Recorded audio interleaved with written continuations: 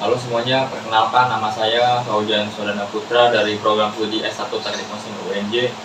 Di sini saya mau menjelaskan peranan gaya Archimedes terhadap kapal selam, serta tujuan kapal selam itu sendiri, manfaat kapal selam, kelebihan dan kekurangan kapal selam.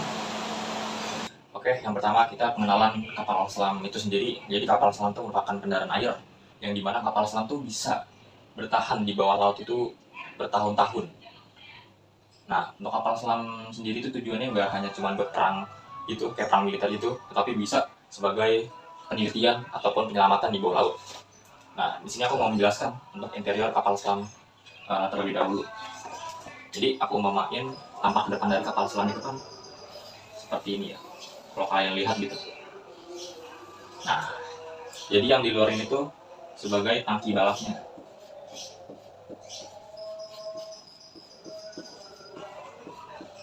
Dan yang di dalam sebagai interiornya.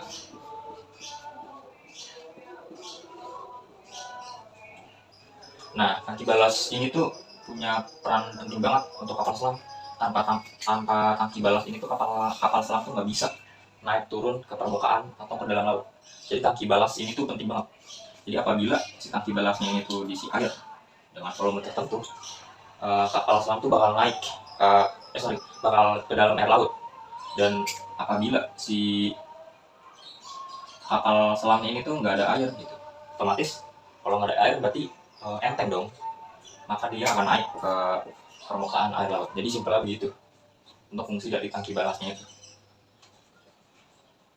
Oke, sebelum masuk di sini kita tahu kalau kapal selam itu menggunakan hukum gaya Archimedes, yang dimana gaya Archimedes itu sendiri bunyinya suatu benda yang dicelupkan sebagian atau seluruhnya ke dalam zat cair, maka mengalami gaya ke atas yang besarnya tuh sama dengan berat zat cair yang dipindahkan oleh benda tersebut. Oke, jadi simpelnya begini. Jadi aku umpamain.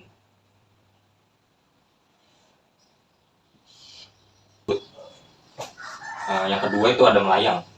Jadi melayang tuh si FA-nya itu bisa sama dengan massa berat benda. Jadi otomatis dia tuh nggak di permukaan air laut ataupun tenggelam. Jadi dia tuh di tengah-tengah benda itu. Nah, untuk si FA-nya yang tenggelam ini, jadi FA-nya tuh lebih kecil dibanding berat bendanya. Otomatis si berat bendanya terlebih besar dari gaya Archimedes sendiri. V dikali Rho dikali G, volume dikali massa jenis dari benda tersebut dikali percepatan gravitasi. Dan untuk G konstantanya itu adalah 10 meter per second kuadrat. Nah, jadi nanti kalau ada di soal si rho-nya nih belum dikasih tahu dan belum diketahui di soal, jadi kita tuh bisa cari tahu si rho sendiri itu rumusnya. Jadi saya tulis di sini.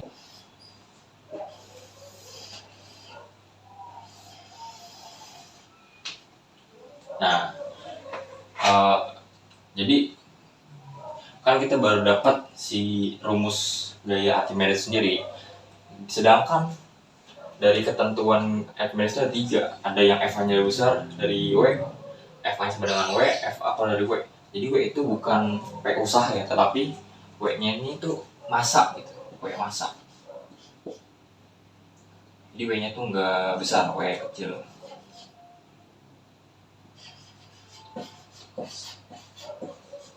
Nah, jadi untuk rumus W sendiri itu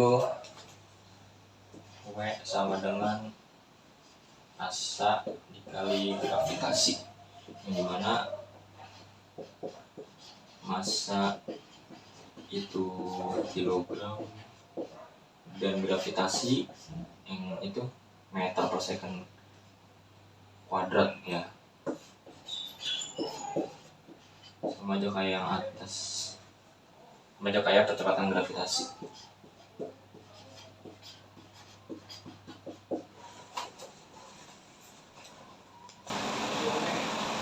Jadi yang pertama diketahui itu ada volumenya itu 2000 meter kubik, dan ini massa kosong tanpa air balas itu 1,6 dikali 10 pangkat 6 kg. Dan untuk massa jenis airlock-nya itu ada 1024 kg per meter kubik. Dan yang ditanya, berapakah gaya Archimedes ketika badan kapal selam itu rendah? Mungkin kedua, apakah kapal akan tenggelam jika balas tank tidak diisi dengan air laut. Yang ketiga, jika masa kapal selam menjadi 2,2 dikali 10 pangkat 6 kg, apa yang terjadi pada kapal selam tersebut? Oke, kita lanjut ke jawabannya. Jadi yang pertama itu kan tadi berapakah gaya Archimedes-nya? Kita langsung masukin aja, FA sama dengan rho V. Yang dimana kita tahu massa jadi air lautnya 1025, volumenya 2000, kecepatan gravitasnya itu 10. Jadi untuk totalnya FA itu 2,05 dikali 10 pangkat 7 Newton. Dan untuk yang kedua, apakah kapal akan tenggelam jika balas tanknya itu kosong? Jadi maksudnya kosong. Oke, jadi masa kosong itu sama yang diketahui ya. Kita langsung masukin ke rumus berat aja. W1 sama dengan M dikali G. Kita masukin 1,6 dikali 10 pangkat 6 dikali 10 sama dengan 1,6 dikali 10 pangkat 7. Kita dapat nih, kalau misalkan W-nya tuh W1-nya tanpa diisi air laut, itu 1,6 dikali 10 pangkat 7. Yang dimana 1,6 itu tuh lebih kecil dibandingkan 2,5. Maka bisa ditulis, maka gaya Archimedes itu lebih besar dibanding berat si kapal selamnya tidak diisi dengan air laut, maka ia akan mengapung. Yang ketiga, jika massa kapal selam menjadi 2,2 dikali 10 pangkat 6 kg. Nah, balas diisi dengan air dan massanya menjadi 2,2 dikali 10 pangkat 6 kg. Masukin, kita tulis W2 dengan M kali G. 2,2 dikali 10 pangkat 6 kg dikali 10 hasilnya 2,2 kali 10 pangkat 7 Newton. Maka FA-nya tuh kita bisa lihat, FA-nya kan 2,05, sedangkan W2-nya itu 2,2 dikali 10 pangkat 7 kan. Bisa kita simpulkan, kalau W2-nya itu lebih besar dibandingkan FA, maka kapal selam akan tenggelam.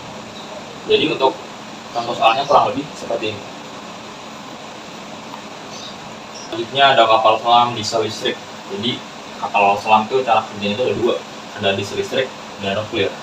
Nah, untuk memperoleh listrik dan oksigen itu masing-masing itu berbeda. Jadi yang di sini yang pertama itu ada diesel listrik. Untuk memperoleh listrik sendiri, jadi di permukaan air laut, di saat si kapal di permukaan air laut, maka mesin diesel itu menggerakkan generator listrik untuk mengisi baterai. Nah, jadi untuk baterai utamanya ini tuh juga dapat menggerakkan baling-baling agar kapal selam itu bisa berjalan. Yang kedua, saat menyelam, mesin diesel itu dimatikan. Kenapa? Mesin diesel itu nggak bisa beroperasi menggunakan oksigen. Sedangkan kita tahu saat di permukaan air laut sudah mengisi baterai utamanya. Jadi saat di dalam laut itu kapal itu beroperasi penuh menggunakan baterai. Jadi begitulah singkatnya. Nah, untuk yang memperoleh oksigen dari kapal selam diesel listrik, yang pertama itu ada kapal naik ke permukaan air laut supaya bisa ambil oksigen. Jadi kapal selam itu naik ke permukaan air laut. Di permukaan air laut itu kapal selam itu mempunyai semacam tabung pertengahan untuk mengambil oksigen yang berada di atmosfer. Yang kedua, ada tangki oksigen cair atau LOX. Jadi ini untuk menambah oksigen untuk para awak kapal. Yang ketiga itu ada penyerapan CO2 atau gas Crowder CO2. Jadi itu ada prosesnya, kayak CO2 itu bisa dihirup oleh para awak kapal. Jadi CO2-nya itu diubah menjadi O2 agar bisa dihirup kembali oleh para awak kapal. Jadi untuk singkatnya begitulah cara kerja kapal selam diesel listrik. Untuk yang selanjutnya itu ada cara kerja kapal selam nuklir untuk memperoleh listrik dan cara mendapatkan oksigen. Jadi yang pertama itu ada cara mendapatkan listrik sendiri. Kita tahu kapal selam nuklir itu sangat kompleks tentang ataupun cara dalam kapal selam tersebut. Jadi untuk cara mendapatkan listriknya, yang pertama itu ada reaksi fusi, yang dimana reaksi fusi adalah pemecahan uranium yang dapat menghasilkan panas yang sangat panas, dan panas ini tuh dapat mempanaskan air hingga beberapa derajat tertentu dan bisa menghasilkan uap, yang dimana uap ini tuh dapat memutar turbin dan menghasilkan listrik. Jadi untuk simpelnya begitu.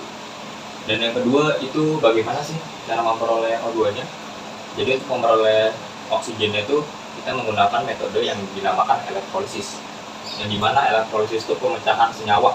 Jadi kita tuh bakal memecah H2O ini, yang dimana kan di laut belum ada H2O ya, yang ada tuh air laut.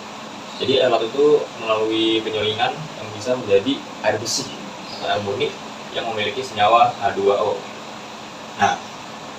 Terus elektrolisis itu nggak mungkin pure elektrolisis doang. Jadi elektrolisis itu butuh bantuan agar lebih efisien. Jadi cara efisien elektrolisis menggunakan elektrolit. Jadi elektrolit itu sebuah volatilitas air yang dimana senyawanya itu menggunakan KOH, yaitu potasium hidroksida. Mengapa sih memilih KOH dibanding kenapa nggak memilih senyawa yang lain? Karena KOH itu memiliki basa kuat. Yang kedua, KOH itu dapat terionisasi sempurna menjadi K+ atau OH-. Yang terakhir itu KOH itu mudah larut dalam air. Nah, jadi untuk prosesnya yang pertama, air itu dimasukin nih ke dalam elektroda. Jadi elektroda itu buat tabung elektroda sebuah elektroda yang dimana tabung ini tuh dapat menghantarkan listrik gitu. Nah, jadi H2O itu dimasukin ke katoda dan anoda. Nah, untuk proses yang kedua itu sudah dimasukin nih, dan apabila si tabung elektroda itu udah dialiri listrik, maka molekul A itu akan terpecah. Nah, jadi molekul A itu terpecah di saat arus listrik itu sudah dialirkan. Jadi untuk A2O2 nya itu untuk para awak kapal, dan hanya itu dapat dibuang ke laut gitu. Jadi untuk simpelnya begitu. Inovasi kapal selam. Jadi ini untuk opini saya atau pendapat saya mengenai inovasi kapal selam yang mungkin digunakan untuk di masa yang akan mendatang. Jadi yang pertama, adanya teknologi AI yang dapat membantu navigasi serta mendeteksi rintangan dan menghindari musuh secara otomatis. Yang kedua, adanya pengembangan kapal selam tanpa awak. Di tahun sekarang masih banyak banget kapal selam tuh yang masih memakai awak. Jadi yang ketiga, adanya desain ergonomis, suhu dan tekanan yang lebih stabil serta sistem anti-getar. Jadi kan kapal selam di bawah laut ya, otomatis tekanan di bawah laut itu semakin dalam, sesuai hukum Archimedes itu kan semakin kuat ya tekanannya ya. Jadinya adanya tuh desain tekanan tuh bisa lebih stabil, lebih rendah, dan serta sistem anti getar. Jadi serta sistem anti getar itu dapat mengurangi stres para awak kapal. Yang keempat, adanya kapal selam tidak terdeteksi sonar. Jadi biasanya ya kapal selam kalau misalkan lagi perang gitu antar kapal selam, itu dapat terdeteksi sonar dari musuh yang dapat menghancurkan kapal selam tersebut. Jadi untuk studi kasus yang saya ambil yaitu tragedi KRI Nanggala 402 pada 21 April tahun 2021. Jadi penyebab utamanya kerusakan dari KRI Nanggala 402 adalah sistem listriknya saat menyelam, sehingga kapal kehilangan daya dan tidak mampu mengendalikan tekanan air lautnya. Oke, jadi saya umpamain Bintara ini tuh sebagai kapal selamnya. Kita tahu ini tuh merupakan tangki balas, yang dimana tangki balas itu mengatur tekanan air laut. Jadi di KRI Nanggala 402 ini tuh mengalami sistem listrik itu error gitu saat menyelam, sehingga kapal tuh nggak bisa mengendalikan tekanan air laut yang masuk gitu. Jadi otomatis air laut tuh pada masuk dari semua dari bodi kapal selam yang membuat kapal selam tuh udah diisi air tangki balasnya.